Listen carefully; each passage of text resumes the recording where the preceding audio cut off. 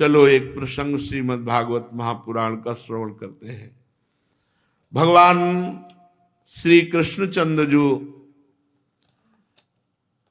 जब दिन में गाय चराने जाते तो समस्त गोपियां भगवान की चर्चा में दिन व्यतीत करती, और सायंकाल जब आते तब वो बड़भागिनी गोपियां जिनका मन श्री कृष्ण में ही लगा रहता, वो श्री कृष्णमय होकर के श्री कृष्ण का दर्शन करती। इस प्रकार उनके दिन व्यतीत होते।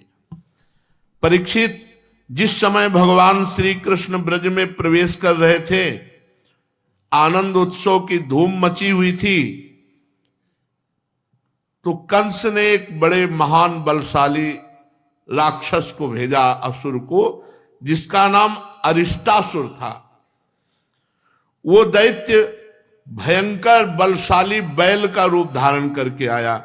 बड़ा बलवान और बहुत विशाल बैल का रूप धारण करके खुरों से ब्रजभूमि को ऐसे खोदता हुआ, कपाता हुआ, वो बड़ी जोर से गर्जना कर रहा था। पूंछ अपनी खड़ी किए, सींगों से चार दीवारी तोड़ता हुआ, बीच बीच में गोबर छोड़ता हुआ, आंख फाड़ कर इधर उधर वो भगवान श्री कृष्ण को देख रहा था, कहां है। ऐसी वो दहाड़ हुंकार मारता, सब ब्रजवासी भयभीत हो गए। तीखे सींग वाले उस अरिष्टासुर ने जो बैल का रूप धारण किया था, ब्रजवासियों ने कहा ये हमारा बैल तो है नहीं ब्रज का, ये कहां से आ गया। पशु डर गए, भाग पड़े सब गौशाला से। सब ब्रजवासियों ने कहा हे श्री कृष्ण, हे श्री कृष्ण, हमें इस भय से बचाओ। कृष्ण कृष्णेति ते सर्वे गोविंदम शरणं ययुः भगवान अपि तद्वीक्ष्य गोकुलम भय विद्रुतम। हे श्री कृष्ण, हे श्री कृष्ण, हमें इस भय से बचाओ। इस प्रकार पुकारते हुए सब भगवान की शरण में हुए। भगवान ने देखा ये ब्रजवासी अत्यंत भयातुर हो रहे हैं, तो उन्होंने कहा रे कोई डरने की बात नहीं है, मैं जानता हूं ये अरिष्टासुर है। और भगवान ने ललकारा, ए दुष्ट मूर्ख, तो इन बेचारे भोले जो ब्रजवासी जन इनको डरा रहा है, गौओं को डरा रहा है। अरे देख, तुझ जैसे दुरात्मा दुष्टों के बल का घमंड चूर चूर कर देने वाला मैं यहां हूं। ऐसा ललकार कर भगवान श्री कृष्ण ने ताल ठोकी, और क्रोधित करने के लिए ताल ठोक के एक सखा के गले में बांह डालकर खड़े हो गए। भगवान श्री कृष्ण को ही वो ढूंढ रहा था, और भगवान श्री कृष्ण की ताल ठोकने की चुनौती से वो और क्रोध के मारे तिलमिला उठा, और खुरों से बड़े जोर से धरती खोदता हुआ श्री कृष्ण पर टूट पड़ा।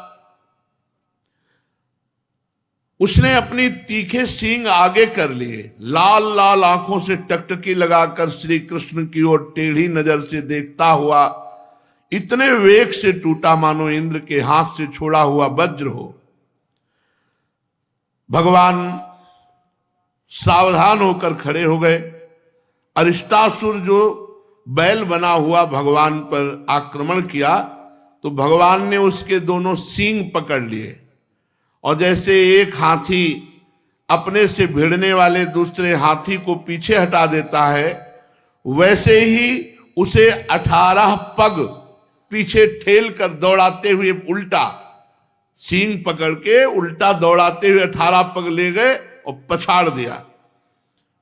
भगवान के इस प्रकार पछाड़ देने पर फिर वो क्रोध करके खड़ा हुआ, लंबी लंबी सांसें छोड़ता हुआ भगवान पर टूट पड़ा। उस समय उसका शरीर पसीने से लथपथ हो रहा था। भगवान ने देखा कि तो मुझ पर प्रहार करना चाहता है, तो उसके पुनः सींग पकड़ लिए, और सींग पकड़कर उसके एक लात मारी। दोनों सींग पकड़ लिए और एक लात मारी, जे हुई मारी तो धरती पर गिर पड़ा। अरे महापराक्रमी भगवान के आगे किसका बल। और भगवान ने जैसे गीला कपड़ा निचोड़ा जाए ऐसे पैर रख करके उसको ऐसे ऐसे ऐसे सींग पकड़ करके खूब कचूमर निकाल दिया उसका, और फिर सींग उखाड़ करके उसी से उसको पीटा। अब वो अरिष्टासुर मुंह से खून उगलता हुआ पैर पटकने लगा, आंखें उलट गई, बड़े कष्ट के साथ प्राण निकले, देवता फूलों की वर्षा करने लगे, अरिष्टासुर मारा गया। भगवान श्री कृष्ण ने इस प्रकार अरिष्टासुर का उद्धार किया। सब गोप गोपियां भगवान की प्रशंसा करने लगे। फिर बलराम जी के साथ गोष्ठ में प्रवेश किया और भगवान की शोभा को देख देख कर ब्रजवासी जन आनंदित हो रहे हैं। भगवान की लीला अत्यंत अद्भुत है। इधर जब अरिष्टासुर मार डाला गया तो भगवान नारद जी जो शीघ्र से शीघ्र भगवान का दर्शन कराने वाले हैं, कंस के पास पहुंचे। कंस ने पूजा की तो नारद जी ने कहा, कंस, जो कन्या तुम्हारे हाथ से आकाश में चली गई थी वो देवकी की कन्या नहीं थी, वो यशोदा की कन्या थी। और जो ब्रज में श्री कृष्ण है वो देवकी के पुत्र है, जो बलराम जी हैं वो रोहिणी के पुत्र हैं। वसुदेव ने तुमसे डरकर अपने मित्र नंद के पास उन दोनों को रख दिया है। उन्होंने ही तुम्हारे जितने असुर भेजे सबका वध किया है। और चुप हो गए नारद जी। ये सुनते ही कंस की एक एक इंद्रियां क्रोध के मारे कांप उठी। उसने वसुदेव जी को मार डालने के लिए तुरंत तीखी तलवार उठा ली। नारद जी ने रोका, गलत कर रहे हो, वसुदेव जी को अभी मारना ठीक नहीं है, क्योंकि मृत्यु तो श्री कृष्ण के हाथ से है। तो उसने कहा इन्होंने हमारे साथ छल किया। तो सुनो, एक साथ मारना, पहले वसुदेव देवकी के सामने श्री कृष्ण को मारना, फिर वसुदेव देवकी को मारना। हाँ, ये बात तो तभी इनको पता चलेगा कि तुमसे छल करने का क्या फल होता है। तो हथकड़ी बेड़ियों से जकड़ करके कैद खाने में देवकी वसुदेव को रख दिया कि जब इनका पुत्र मारा जाएगा तब इनको दुखी देखकर फिर इनको मारेंगे। और फिर कहा कि तुम कृष्ण और बलराम को यहां मथुरा बुलाओ और यही मार डालो। नारद जी, कंस भगवान से मिलाने का काम नारद जी करते हैं। अब नारद जी ऐसा कह के चले गए। कंस बड़ा उदास।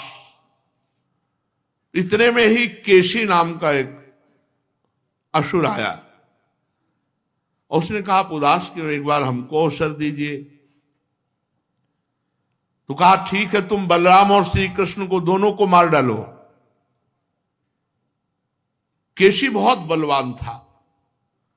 कंस ने मुष्टिक, चाणूर, सल, तोशल आदि पहलवानों को बुलाया, मंत्रियों को बुलाया, महावतों को बुलाया और कहा, वीरवर, चाणूर, मुष्टिक, तुम लोग ध्यानपूर्वक मेरी बात सुनो। वसुदेव के दो पुत्र बलराम और श्री कृष्ण नंद के ब्रज में रहते हैं। आकाशवाणी ने बताया है कि वही हमारी मृत्यु है, अतः हम उनको उत्सव के बहाने यहां बुलाएंगे और जब आ जाए तो तुम लोग कुश्ती लड़ने के बहाने उनको मार डालना। चाणूर, मुष्टिक आदि से कहा कि कुश्ती के बहाने उन्हें मार डालना। मंत्र सजाओ, अखाड़ों को गोल गोल सजा दो, पूरी प्रजा बैठकर देखे कि कैसे तुम श्री कृष्ण को पछाड़ पछाड़ कर मारते हो। ए महावत, तुम बड़े चतुर हो, देखो भाई, दंगल के घेरे के फाटक पर कोयलिया पीड़ हाथी को रखना है। 60,000 हाथियों का बल लगता था कोयलिया पीड़ हाथी। जब मेरे शत्रु श्री कृष्ण बलराम आवे तो अय महावत, हाथी के द्वारा तुम उन्हें मरवा डालना और इसी चतुर्दशी को विधि पूर्वक धनुष यज्ञ प्रारंभ कर दो। कंस तो केवल स्वार्थ साधना का सिद्धांत जानता था, इसलिए उसने मंत्री, पहलवान, महावत को इस प्रकार आज्ञा देकर श्रेष्ठ यदुवंशी अक्रूर जी को बुलाया और उनका हाथ अपने हाथ में लेकर बोला, अक्रूर जी, आप तो बड़े उदार हैं। भूमिका बन रही हुई महाराज की ब्रज से बाहर जाने की, जो बाहर से आए थे। अक्रूर जी आप तो बड़े उदार हैं, सब तरह से मेरे आदरणीय हैं, आज मेरा एक काम कर दीजिए। भोजवंशी और वृष्णवंशी यादवों में आपसे बढ़कर मेरी भलाई करने वाला दूसरा कोई नहीं है। यह काम केवल आप ही कर सकते हैं। आप मेरे मित्र भी हैं और मैंने इस काम के लिए आपका आश्रय लिया है। ठीक वैसे ही जैसे इंद्र समर्थ होने पर भी भगवान विष्णु का आश्रय लेकर अपना स्वार्थ साधते हैं। अक्रूर जी आप नंद राय के ब्रज में जाइए, वहां वसुदेव जी के 2 पुत्र हैं, उन्हें इसी रथ पर चढ़ाकर यहां ले आइए। बस आप इतना कर दीजिए, देरी नहीं होनी चाहिए इस काम में। सुनते हैं विष्णु के भरोसे जीने वाले देवताओं ने उन दोनों लड़कों को मेरी मृत्यु का कारण बताया है। अभी लड़के समझ में आ रहे, पूतना अघासुर बकासुर न जाने कितनों को निपटा दिया, अभी इसकी बुद्धि में बालक ही नजर आ रहे। यहां आने पर पहले तो काल के समान कोलिया पेड़ हाथी से मरवा डालूंगा, एक तो बचेंगे ही नहीं। यदि उससे बच गए तो वज्र के समान मजबूत फुर्तीले पहलवान मुष्टिक चाणूर, इनसे मरवा डालूंगा। और उनके मारे जाने पर वसुदेव आदि वृष्णि भोज दशार वंशी, उनके भाई बंधु, इन सबको मैं अपने हाथों से मारूंगा। मेरा पिता उग्रसेन ये तो बूढ़ा हो गया है, परंतु उसको राज्य का लोभ बना हुआ है। ये सब कर चुकने के बाद मैं उसके देवक को और दूसरे जो भी हैं सबको तलवार के घाट उतारूंगा, अपने पिता को भी, वसुदेव को भी और समस्त यदुवंशियों को। मेरे मित्र अक्रूर जी, फिर तो मैं होऊंगा और आप होंगे और होगा निष्कंटक राज्य। और आपको पता ही है कि जरासंध हमारे बड़े बूढ़े ससुर हैं, वानर राज द्विविध मेरे प्यारे सखा हैं, संबरासुर नरकासुर बाणासुर ये मेरे से मित्रता करते, मेरा मुंह ताकते रहते हैं। इन सब की सहायता से मैं देवताओं के पक्षपाती नरपतियों को मारकर पृथ्वी का अकंटक राज्य करूंगा। ये कल्पना। और देखो हमारी गुप्त बातें हैं, हमने बता दिया, और ये बातें किसी को बताना नहीं। और आप ब्रज में जाओ, जल्दी से बलराम और श्री कृष्ण को वहां ले आओ। अरे अभी वो बच्चे, उनको मार डालने में क्या लगता है। केवल इतनी बात कहिएगा कि धनुष यज्ञ हो रही मथुरा में, उसका दर्शन करने के लिए, मथुरा की शोभा देखने के लिए आप चलो और आप उनको लिवा लाओ। अक्रूर जी ने कहा, महाराज आप अपनी मृत्यु, अपना अरिष्ट दूर करना चाहते हैं, इसलिए आपका ऐसा सोचना ठीक है। मनुष्य को चाहिए कि सफलता हो या असफलता, दोनों के प्रति समभाव रखकर अपना काम करता जाए। फल तो प्रयत्न से नहीं, दैवी प्रेरणा से मिलता है। मनुष्य बड़े बड़े मनोरथों के पुल बांधता रहता, परंतु वह यह नहीं जानता कि दैव ने, प्रारब्ध ने इसे पहले से ही नष्ट कर रखा है। यही कारण है कि कभी प्रारब्ध के अनुकूल होने पर प्रयत्न सफल हो जाता है तो हर्ष से फूल उठता है, कभी प्रतिकूल होने पर विफल हो जाता है तो शोकग्रस्त होता है, पर फिर भी मैं आपकी आज्ञा का पालन करूंगा। कंस ने मंत्रियों और अक्रूर जी को इस प्रकार आज्ञा देकर सबको विदा किया। तदनंतर वो अपने महल में चला गया और अक्रूर जी अपने घर लौट आए। कंस हर समय भय के द्वारा भगवान का चिंतन करता था। वो रात में नींद नहीं आती, दिन में जिधर देखता तो उसे श्री कृष्ण नजर आते, इतना तन्मय हो गया था। तो इसीलिए श्री सुखदेव जी ने कहा, चाहे भय से, चाहे प्रेम से, चाहे काम से, रिश्तेदारी, नातेदारी, कैसे भी वृत्तियां भगवान से जुड़े तो जीव भगवान को प्राप्त होता है। शेष चर्चा आगे। श्री राधा वल्लभ लाल की जय। एक बार एक परीक्षा हुई, यहीं वृंदावन में किसी आश्रम पे रहते थे।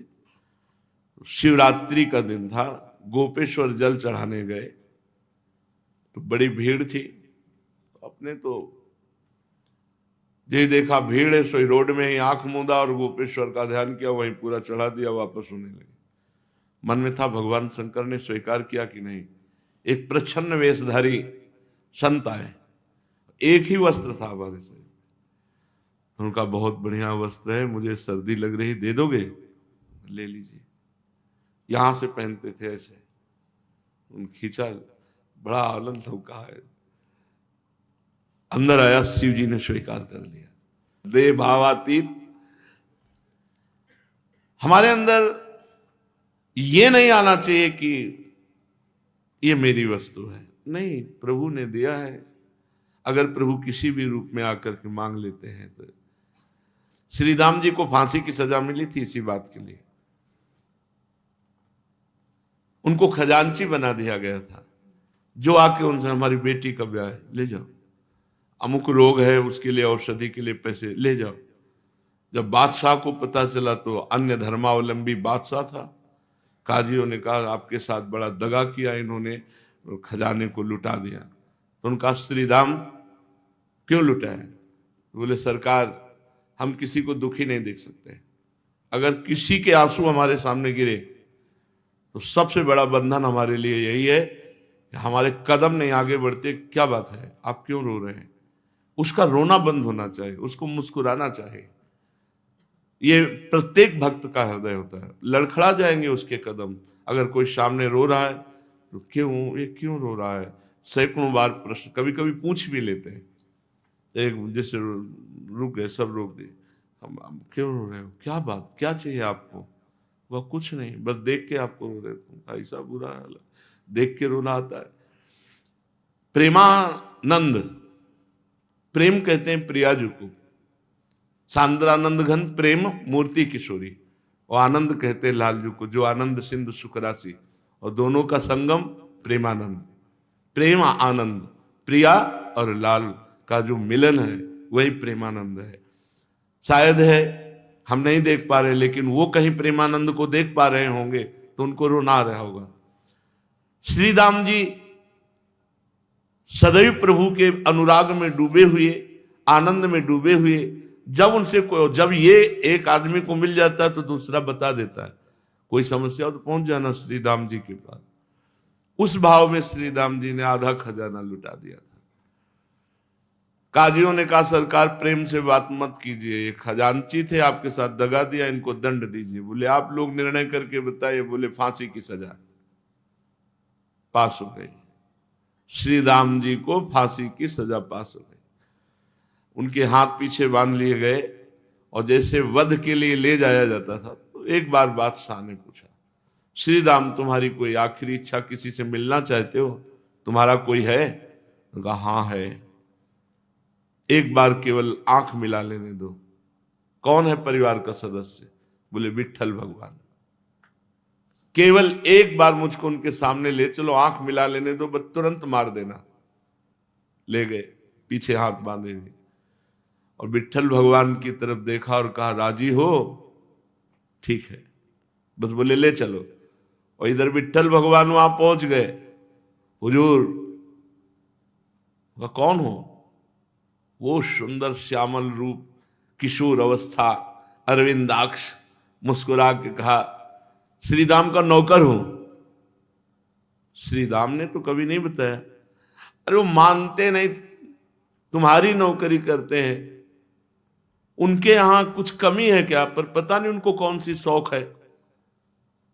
और सुना है हमारे मालिक को तुमने खजाने में बांट देने के कारण अपराध में फांसी दी है। हाँ, तो देख, ऐसे झोली से निकाला वो दिव्य हीरे, दिव्य लाल जवाहरात मणि। बोले देख, एक हीरे की कीमत तेरे खजाने में पूरे नहीं है। बुला हमारे मालिक को सुरक्षित, और ये सब रख ले, और जब तेरे को जो आवश्यकता हो तो मुझे बता, मैं उनका नौकर हूं। मेरे मालिक की महिमा को तू जानता है? भगवान की अमृत में वचन, भगवान का रूप, वो तो पागल सा बना बादशाह। तुम्हारा नाम क्या है? बोले बिट्ठू। सैनिकों को आदेश दिया तुरंत जाओ श्री राम जी को वापस लाओ। इतने में अंतर्ध्यान भगवान, और हीरे, और वो तो बिट्ठू बिट्ठू, बस श्री राम जी को लाए, से घुटने पे हो गया बादशाह। मैं ऐसा नहीं जानता था तुम इतने धनी हो। उनका हुजूर क्या बात कर रहे हो, हम तो आपके नौकर हैं खजांची। बोले नहीं नहीं, तुम्हारा नौकर आया था, देखो वो हीरे जवाहरात तो सब रख, मेरा कौन नौकर। तो कहा बिट्ठू ना, अच्छा अच्छा अच्छा, विट्ठल भगवान बिट्ठू बन करके आए। वो एक बार हमको दिखा दो, मैं जीवन भर तुम्हारा दास बना रहूंगा, एक बार पुनः बुला दो। बोले वो बुलाने पर यह हमारे अधीन नहीं है, वो स्वतंत्र है। पता नहीं कौन सी कृपा हुई कि तुम्हारे सामने आए, वो हमारे ईश्वर हैं, हमारे मालिक हैं। तो देत लेत मन शंक न धरे। भक्त का सदैव स्वभाव होता है उदार स्वभाव।